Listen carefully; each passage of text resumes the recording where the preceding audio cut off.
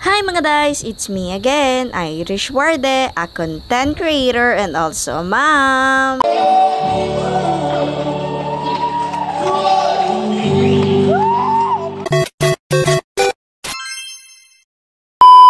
Mga guys, for today's vlog ay samahan nyo nga po muna ako dahil for today's video ay magtitinda na naman nga po tayo doon sa may auditorium. Pero bago nga po pala yun ay ipapakita ko nga po pala sa inyo ang mga kaganapan namin dito. Pinagbidyohan ko nga po muna itong tatlong malilikot na batang ito dahil pinagbububugbog nga talaga ni Baby Sherry ito si Kuya Ace na kaganti-ganti man. Char, nagkukulitan nga lang talaga yung dalawang yan. Ito naman talagang si Kuya Ace ay tuwang-tuwa kay Baby Sherry. Yung tipong nasasaktan na nga talaga siya pero okay lang, tapos tawa pa talaga to ng tawa dahil sa ginagawa ni Baby Sherry. Eto nga po pala talagang video na ito ay super late na kaka-edit ko nga po palang talaga ngayon dahil medyo na busy nga po pala ako nitong mga nakalaang araw. Pupunta nga po pala sa aming barangay ang Team ADB dahil sila naman po ang magpapakilala at magpaparinig nga po pala talaga ng kanilang mga plataforma. Syempre ito nga po pala talaga ang aking hinihintay para naman makapagtinda na naman doon sa may basketballan. Nagsidikitan na nga po pala sila dito ng tarpaulin at mga pulyetos nga po pala na ibinibigay nga po pala sa mga tao. Sa mga oras nga po pala ito, na dito na nga rin po pala kami sa may auditorium at tinulungan na nga rin po pala ako ni Ate Onya na mag-setup nga po pala dito sa aming titindahan. Natapos na nga rin po pala kami dyan sa pag-aayos nga po pala ni Ate Onya. Tapos ayan na nga po pala yung tinda ko. Palagi ko nga lang po pala talagang tinitindan dito ay halo-halo kasama na nga rin po pala talaga ng malupitan naming siomay. Abang ito naman po si Chang Id na ay meron nga rin po pala dito ang tinda na maruya. Sa mga oras nga po palang yan, wala pa nga rin po pala talagang gaanong tao, siguro ay nagkakain pa sa kanilang bahay-bahay. Nung nakaraang araw nga po pala ay Team Ramores nga po pala ang pumunta dito sa barangay, kaya naman ngayon po ay Team Bacunyo. Sila nga po pala ang mga kasama at mga counselor nga po pala ng ating Mayor Bacunyo. Pagkatapos ko nga rin po pala ang videohan ay syempre binidyohan ko na nga rin po pala talaga itong pwesto namin. Ilang sandali nga lang po pala ay ayan magsasalita na nga rin po pala talaga ang kanilang MC na si Ayla. Shoutout na nga rin po pala dito sa aming SK chairman si John Carlo Gato. Nung natapos na nga rin po pala ang oras ay ayan nagsalita na nga rin po pala talaga dyan si Ayla dahil sila nga po pala ay magsisimula na ng kanilang program. Habang ito naman talagang mga batang ito ay ayan nagsikulitan pa nga talaga dyan dahil nga sila ang una-una kong mga customer sa haluhan. Nakakatuwa nga talaga gawa ng syempre kahit gabi nga talaga ay marami pa rin nagbibili.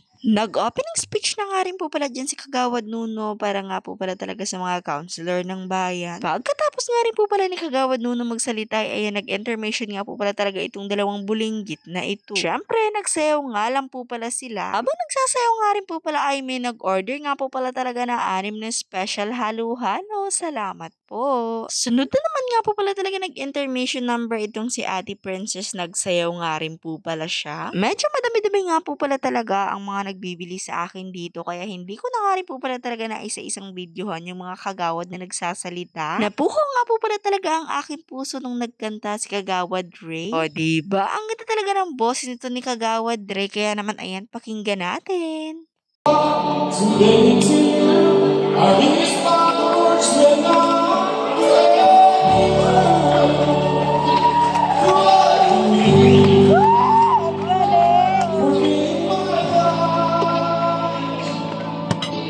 When I can see my mind, it's when I would dream. Oh, love me,